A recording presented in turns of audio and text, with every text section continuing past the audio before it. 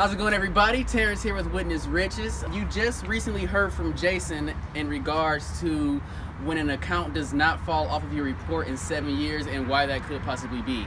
I'm here to pretty much give you a little formula, so to speak, on how you can actually calculate when the actual date of last activity occurred. So you have three credit bureaus, of course. You have Equifax, TransUnion, and Experian. Equifax, they actually let you know on the credit report when the last date of activity occurred. So, just look at that account, check that out, and then 7 years from that date is when that account should fall off. Experian is a little bit different since they don't come right out and tell you what it is. You gotta do a little bit of math, gotta figure things out. So you're gonna wanna find the charge-off account on your Experian report, all right? And on that date of the charge-off, you wanna go back 6 months because 180 days of the last activity, all right? So you're gonna go back 6 months to that date.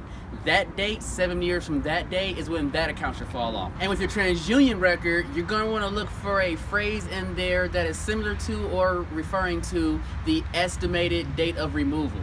You're gonna go back 7.5 years from that date and see if it matches either your records or the report records as to the last time a payment was made on your behalf. If those add up, then it's accurate. If not, something fishy's going on. So let's say for some unknown reason, you can't figure all that good stuff out.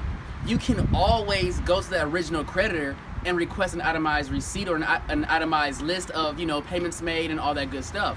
And if that last payment you made does not match what's on your report or does not match the 7-year mark that you're looking for, that's an inaccuracy.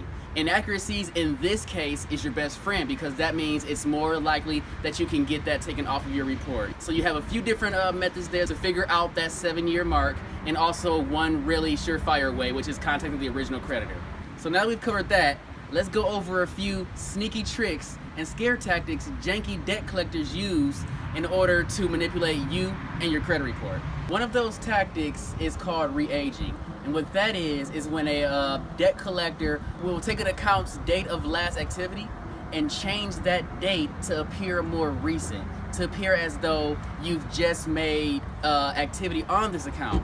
And what that does is it causes this account to not only negatively affect your score, but it also brings it into a situation where you could potentially have to start that re-aging, that 7-year cycle over again. Okay? And you don't want that. The reason a lot of these people do this is it makes you feel as though you really need to pay this.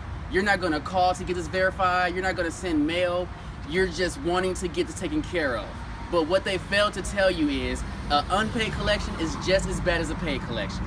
And this is also not a tactic that just debt collectors use. You will sometimes see original collectors do this as well. And they'll do this in a way because you haven't paid on the bill in so long, they haven't had anyone to buy the debt off of them, so they'll re-age it to make that account seem more valuable than what it really is.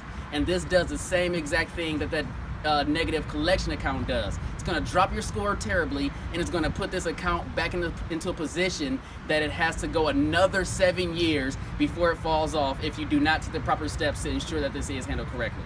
If you've ever noticed any re-aging on your account, first and foremost, calm down, breathe, and think for a second.